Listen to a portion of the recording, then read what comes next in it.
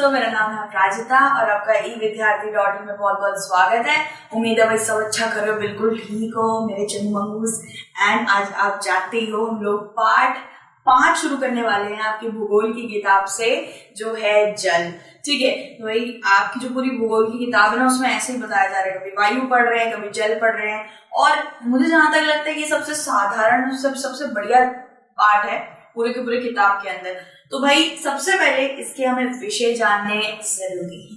हाँ जी, तो विषय यहाँ पे देख लेते। सबसे पहले हमारा विषय आएगा, एक छोटा सा परिचय दूंगी आपको इस पूरे के पूरे पाठ का कि भाई पढ़ने क्या वाले हैं, आधारित किस चीज पर है। फिर आएगा जल का वितरण, उसके बाद महासागरीय परिसंचरण। ठीक है, उसके बाद जो आएगा वो आपके सामने है भाई तरंगे के बाद ज्वार भाटा और उसके बाद महासागरीय धाराएं। देखा जाए तो काफी कम विषय है इसके अंदर और इतना लंबा ये पाठ नहीं है, तो बहुत जल्दी हो जाएगा और बहुत ही सरल सा पाठ है, क्योंकि पानी के साथ हमने कितना खेला है, पानी के साथ समझ रहे हो ना कितना अच्छा हमारा संदिग्ध एक रिश्ता है। मतलब खेलने में, धोने में, सब्जियां धोने की बात कर रही हूँ मैं। ठीक है, तो हर चीज में, खाना वाना बनाने में, हर चीज में हमें पानी की जरूरत पड़ती है। और सबसे पहले एक छोटे से परिचय के साथ हम लोग यहाँ पे शुरू करते हैं। सूर्य की गर्मी पानी को वाष्प में वाष्पित कर देती है। जब जल वाष्प ठंडा हो जाता है तो ये संदिग्ध हो जाता है और बादल का निर्माण करता है। अब इसका यहाँ पे सबसे पहले ये हमें समझा दिए, लेकिन इससे थोड़ा सा आगे और जाते हैं। जब बारिश होती है, ठीक है, बहुत ज्यादा बारिश होती है, बारिश होने के बाद भाई बढ़िया तरीके से गड्ढे वड्ढे तो है ही हमारे रास्तों में, वो भर जाता है पानी। आपने कभी कागज की नौका बना के उसके अंदर चलाई है? मैंने तो भाई चलाई है, अगले दिन खराब हो जाती, छोड़ो, लेकिन उसी वक्त जाकर ऐसे चलाना। मुझे अभी भी याद है कि छत पे बहुत ज्यादा पानी भर जाता था, काफी गंदा पानी रहता था, लेकिन काफी मजा आता था उसमें खेलने में। तो चप्पल उतारी, चप्पल भी तैर रही है, चप्पल को भी ऐसे छोड़ देते थे, वो तैरती रहती थी और अपने अपने पैरों को पानी के अंदर पाके पूरा पानी से भरा रहता था। इतना मतलब होता नहीं, समुद्रों वाला मजा आ जाता था। क्योंकि यार कभी मैं ना गई नहीं हूँ जो समुद्र या फिर नदी के पास में, कभी नहीं जा पाई, तो ऐसे लगे मजे लूटे हैं यार। जब भी बारिश होती है तो छप्पा छई सब करके भाई मजा सा आ जाता है। और फिर ऊपर जाके नहाना, बारिश से कितने सारे मतलब याद आ रहा है मुझे अभी भी, क्योंकि अभी मानसून आने वाला है। जुलाई के खत्म होने पर मानसून आ जाता है, अभी जून का महीना चल रहा है। मैं तो भाई बारिश के लिए बहुत ज्यादा ही इंतजार कर रही हूँ क्योंकि यार क्या बताओ, बारिश में कितना मजा आता है। अब आपसे क्या छुपा हुआ है। ठीक है, तो मैं यही बता रही थी कि यार हम लोग देखते हैं बारिश हो रही है, ठीक है, बहुत सारे गड्ढे भर गए हैं पानी के। अगले 1-2 दिन बाद देखते हैं वो गड्ढे में जो पानी था वो कहाँ चला गया, किसी ने वाइपर से निकाल दिया क्या, पोछा वोछा मार दिया। तो वो पानी दरअसल कहाँ जाता है, इसके बारे में हम लोग जानने वाले हैं। वो पानी दरअसल उड़ जाता है। किस तरीके से? आप जानते हैं सूर्य की गर्मी जो होती है, उस पानी को जो हवा चल रही होती है, गरम गरम हवा चल रही होती है, वो गरम हवा जितनी गरम होगी वो पानी को पकड़ने की क्षमता उतने लगती है। तो क्या होता है, सूर्य की गर्मी से वो जो पानी जो इकट्ठा हो रखा होता है रास्तों में, वो जल वाष्प बन जाता है, यानी कि अंग्रेजी में बोले तो वाटर वेपर बन जाता है। और वेपर बनने के बाद वो उड़ जाता है ऊपर। उड़ जाने के बाद वापस से बादल बनते हैं। ये पूरे छोटे छोटे जल कणों के, वाष्पों के बादल बन जाते हैं। और जब बादल हिल डुल नहीं पाते, बहुत ज्यादा ही भारी हो जाते हैं पानी से, तो वापस से वर्षा होती है। ठीक है, तो आपने देखा होगा शायद 1-2 दिन लगातार भी वर्षा होती है, तो इसी वजह से होती है कि वर्षा हुई, बहुत ज्यादा पानी इकट्ठा हुआ, वापस वो ऊपर उड़ा और वापस वर्षा हुई। ठीक है, दरअसल अगर हमारे सारे जितने भी सड़कों पे पानी वगैरह रहते हैं, अगर वो नाली में चले जाए या फिर वो आकाश के नीचे ना रहे, तो बारिश होने के थोड़े से कम आसार होते हैं। ठीक है, लेकिन अगर ये सब जमा वमा रहते हैं तो उड़ जाते हैं, तो जल्दी बारिश आने के आसार रहते हैं। ठीक है, तो सूर्य की गर्मी जो होती है वो इन पानी के कणों को वाष्प बना देती है, जिसको अंग्रेजी में कहते हैं वाटर वेपर। फिर ऊपर उड़ जाता है और बादल बन जाता है और फिर बारिश हो जाती है। देखा जाए तो कभी कभार ऐसा होता है कि यार काले काले बादल तो आ रखे होते हैं, ठंडी ठंडी हवा भी चल रही होती है, लेकिन बारिश ही नहीं होती है। मतलब लगान देखी किसी ने? लगान के अंदर वो लोग इतना मतलब नाचना गाना करते हैं कि बादल आ गए वगैरह वगैरह, फिर वो बादल चले जाते हैं। मैंने देखा ना, बारिश नहीं हुई थी उसके अंदर शुरुआत में। तो वो इसलिए नहीं हुआ था क्योंकि दोस्तों पानी जब ऊपर जाता है तो उसकी मात्रा होती है, अगर ज्यादा गया तो बादल ज्यादा क्या हो जाएंगे, भारी हो जाएंगे, तो हिल डुल नहीं पाएंगे, तब बारिश होगी। लेकिन अगर कम गया, बादल हिल डुल पा रहे हैं, बादल चले जा रहे हैं, बारिश नहीं होती है।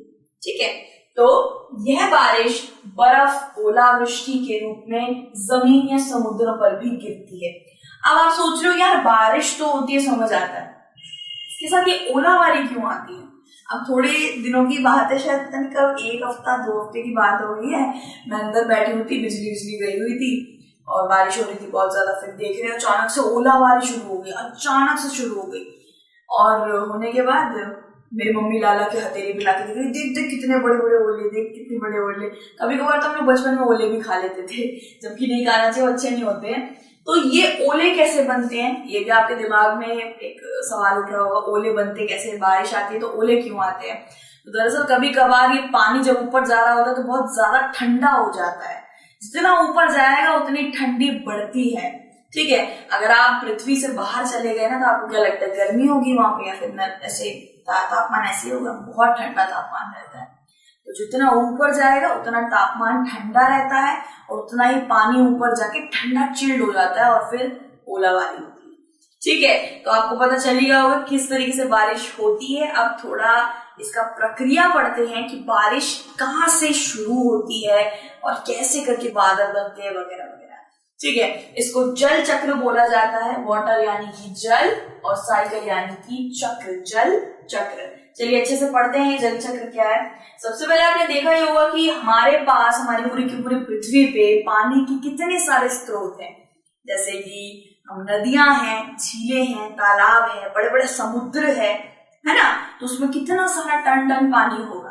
तो ये क्या होता है ना, हमारी पृथ्वी पे जल चक्र की तरह चलता रहता है, कहीं से लिया फिर बरसा, फिर वहीं से लिया फिर बरसा, ऐसे करके।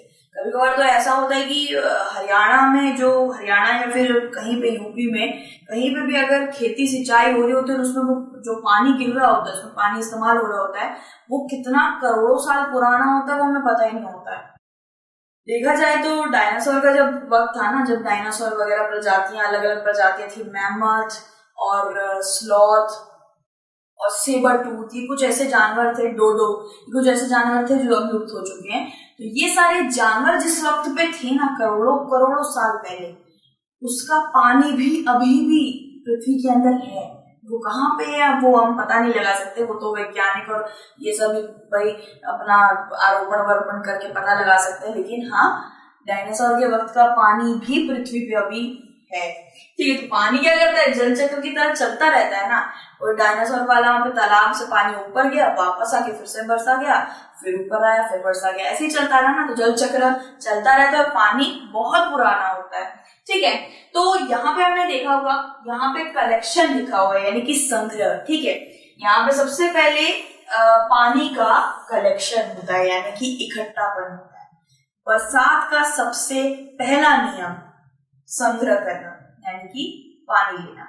वो कहां से लेंगे, समुद्रों से लेंगे, बड़े बड़े झीलों से लेंगे, नदियों से लेंगे। तो हवा गरम गरम चल रही है भाई, गरम हवा चल रही है, सूरज की ताप है, गरम हवा चल रही है। जितनी हवा गरम चल रही है समुद्र के ऊपर से, उतना वो पानी अच्छे से पकड़ पाएगी, क्षमता उसकी बढ़ जाएगी। वो समुद्र के ऊपर से चल रहा है गरम हवा। अब गरम हवा ने क्या करा, थोड़े थोड़े छोटे छोटे समुद्र के पानी के कण अपने साथ ले लिए और अब हवा के अंदर पानी भी मिल चुका है। ठीक है, हवा में पानी मिल चुका है, यानी कि वो अब अकेला नहीं है हवा, उसको सब पानी मिल गया है, वो पानी समुद्र से आ रहा है। इसके बाद दूसरी प्रक्रिया क्या है, दूसरा नियम क्या है, वो है इवेपोरेशन, यानी कि वाष्पीकरण। इसका मतलब है कि वो हवा वाला पानी, जो पानी हवा के अंदर मिल गया है, वो ऊपर जा रहा है। ठीक है, हवा ही तो है, उड़ सकती है, अब वो ऊपर जा रही है। ऊपर जितनी जाती है फिर क्या होता है, ठंडा हो जाता है।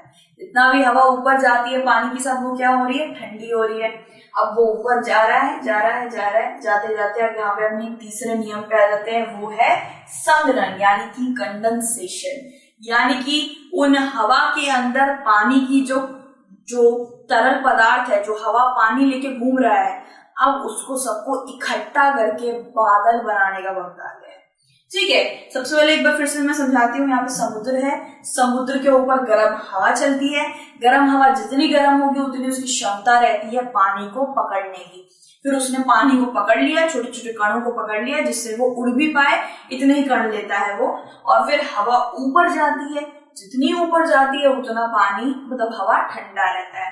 हवा ठंडी हो रही है और अब क्या होता है, अब ये जितना भी हवा के अंदर पानी है, नमी है, उससे अब ये बड़े बड़े बादल बन गए हैं, भारी भारी बादल बन गए हैं, पानी वाले बादल। ठीक है, कभी कभी क्या होता है, यहाँ से ज्यादा पानी ऊपर नहीं ले जा पाते तो नहीं होती है बारिश, लेकिन अगर ज्यादा पानी हवा लेके गई है ऊपर तो बारिश होने के आसार ज्यादा है, क्योंकि बादल जितना बड़ा, जितना भारी, जितना नमी वाला होगा उतनी जल्दी बारिश होगी। ठीक है, तो भाई बारिश होने वाली है अभी तो यहाँ पे बादल बन चुके हैं। अब बादलों को आप सोचते हो यार इतने काले काले क्यों होते हैं, पानी तो सफेद है, बादल ऊपर जाके इतने काले गंदे से क्यों हो जाते हैं? वो इसलिए क्योंकि जब हमारा कोई भी चीज जा रहा होता है ऊपर की ओर, तब हमारे प्रकृति या फिर वातावरण के अंदर, ठीक है, वायुमंडल के अंदर बहुत गंदगी रहती है, अलग अलग गैस रहता है, केमिकल रहता है। तो पानी, वो हवा वाला पानी जितना ऊपर जा रहा है वो गंदा हो जाता है। ठीक है, अब यहाँ पे जाके काले काले बादल बन गए हैं भाई, और अब बादल हिल नहीं पा रहे भाई, मोटे ताजे हो गए हैं और वो पानी बरसा नहीं पा रहे हैं अब। ठीक है, पानी नहीं बरसा पा, मतलब पानी बरसाने का वक्त आ गया उनका, मतलब वो हिल डुल नहीं पा रहे हैं। अब हिल डुल नहीं पा रहे, एक ही जगह रह गए हैं, तो अब वो अपना सारा का सारा पानी निचोड़ देंगे भाई, कहेंगे कि हमें हिलना है थोड़ा सा, सारा वर्षा कर देंगे। मतलब कि बिल्कुल ऐसा ही है कि टंकी में ज्यादा पानी भरो ना, समझ लो यार बोतल में ज्यादा पानी भर लेते हैं और बहुत ज्यादा भर देते हैं तो वो सह नहीं पाता, वो बाहर छलक के निकल जाता है। वैसे ही इसमें भी वो 1 लीटर तक ही संभाल सकता था, लेकिन उसमें 3 लीटर भर गया पानी, तो वो नीचे गिरेगा ही गिरेगा। ये क्या होती है, ये हमारी चौथी प्रक्रिया है। ठीक है, मतलब अंतिम प्रेसिपिटेशन, यानी कि वर्षण, यानी कि बारिश। ठीक है, बहुत ही साधारण जल चक्र है, बहुत ही साधारण। समुद्र से लिया, समुद्र से उड़ के पानी हवा में मिलके ऊपर गया, जितना हवा ऊपर जाती है उतनी ठंडी होती है। फिर बादल, बड़े बड़े बादल बन गए, बादल हिल डुल नहीं पा रहे, उसमें पानी बहुत ज्यादा भर गया है, तो भाई क्या हो रही है, बारिश हो रही है। ठीक है, अब कोई भी पूछे कि बारिश कैसे होती है तो बस बता देना, बारिश का हमने अच्छे से पढ़ी लिया है।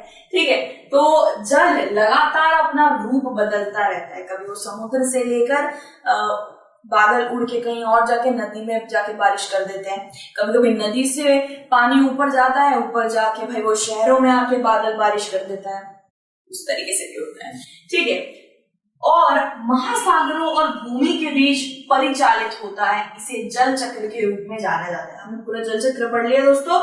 प्रमुख स्रोत क्या होते हैं, यानी कि ये जल चक्र शुरू कहां से हो सकता है, पानी हवा लेता कहां से है, हवा पानी कहां से लेता है, तो भाई नदियों से लेता है, तालाबों से लेता है, हिमनद से लेता है, झरनों से लेता है, बड़े बड़े महासागरों से पानी लेता है। ठीक है, जहां पे मतलब ये नहीं कि आप थोड़ा सा पानी इकट्ठा करके रख दो एक बर्तन के अंदर, हाँ तो बारिश हो जाएगी मेरे पानी से, ये नहीं होगा। बहुत ज्यादा मात्रा में महासागरों में, सी ओशन जिसको कहते हैं, उनमें इतना टन टन पानी रहता है, तो उसी से ही बारिश हो सकती है। बारिश आप देखते हो क्या, थोड़ी सी 1 गिलास बारिश थोड़ी ना होती, बहुत ज्यादा बारिश होती है, तो बहुत ज्यादा बारिश करने के लिए भी हवा को बहुत ज्यादा पानी भी ऊपर ले जाना पड़ेगा। ठीक है, और वो सारा पानी आपको नदी, झरने, झील, तालाब, इन सब से मिल सकता है, जिसमें बहुत सारा पानी रहता है। खारा पानी महासागर और समुद्र में मिलता है। खारा पानी दोस्तों क्या होता है, नमकीन पानी, मत पीना क्योंकि वो अच्छा नहीं होता है, मतलब अगर आप उसको अच्छे से स्वच्छ साफ करके पी रहे हो तो सही है, वरना इतना ज्यादा नमकीन पानी नहीं पीना चाहिए। ठीक है, तो भाई खारा पानी हमें महासागरों से मिलता है, बड़े बड़े समुद्रों से मिलता है, और इसी से हमारे घर में नमक आता है। ठीक है, आपको पता ही होगा भाई, नमक जो हम लोग इस्तेमाल करते हैं खाने में, भाई बढ़िया सा नमक डाल देते हैं खाने के अंदर, या कटे हुए सेब और फलों के अंदर, वो नमक कहाँ से आता है, महासागरों से और समुद्रों से ही तो आता है। खारा पानी से ही तो आता है। तो नमक की प्रक्रिया भी इसके अंदर है, ये वाले जो चल रहा है ना हमारा पूरा पार्ट, इसके अंदर नमक की प्रक्रिया भी आपको दिखेगी किस तरीके से नमक बनता है। ठीक है, एक ही पानी कई जगहों पर बह सकता है। तो एक ही पानी काफी जगहों पर बहता है, कहीं पे नदी का पानी जाके वर्षा करके समुद्र में डाल दिया, कहीं पे समुद्र से पानी लिया गया, वर्षा होके वो कहीं और पे बह गया। इस तरीके से जल चक्र चलता रहता है। ठीक है, इसलिए तो मैं कह रही थी कि सैकड़ों साल पुराना पानी भी जो डायनासोर के वक्त से चला आ रहा है, वो पानी भी अभी भी पृथ्वी पे मौजूद है। ठीक है, तो जैसे मैंने आपको बताया स्रोत कौन कौन से हो सकते हैं, वो है हिमनद यानी कि बर्फ का पानी का स्रोत हो सकता है, झरने हो सकते हैं, साथ ही साथ तालाबों से, नदियों से जहां पे बहुत ज्यादा ही मात्रा में पानी रहता है उसी जगह से बारिश हो सकती है। खारा पानी आपको कहाँ मिल सकता है? समुद्रों में मिल सकता है और महासागरों में मिल सकता है। पानी पानी पानी पानी वाला डांस। तो पानी पानी पानी के बारे में बहुत सारी चीजें पढ़ ली है हमने। अब इसके बाद वाला जो विषय है वो है जल का वितरण, और इसको हम देखेंगे भी दूसरी वीडियो में। अब पानी वाला यार कितने सारे शब्द है ना पानी के ऊपर, है ना। हम तो नल का खोलते, ब्रश कर लेते और धो लेते हैं सब्जी वगैरह, बस हो। बाकी यार इतनी सब चीजें भी होती है पानी में, अभी और भी देखेंगे आगे जाके, चिंता मत करो। मिलते हैं आप दूसरी वीडियो में। ठीक है, अपना ध्यान जरूर रखना। लेकिन ये जो भी है विषय, जितने भी है, जितने भी कठिन करा लेते हैं यार ये लोग, हम है ना आपके, हम किस लिए बैठे हैं, दोस्त दोस्त के काम आता है। ठीक है, तो अपना ध्यान जरूर रखना, भी पॉजिटिव, कुछ खा पी के आ जाओ। ठीक है, गॉड ब्लेस यू एवरीवन, और अपना भी ध्यान रखो, दूसरों का भी ध्यान रखो, और मम्मी को आइसक्रीम खिलाओ। चलो ठीक है, बाय।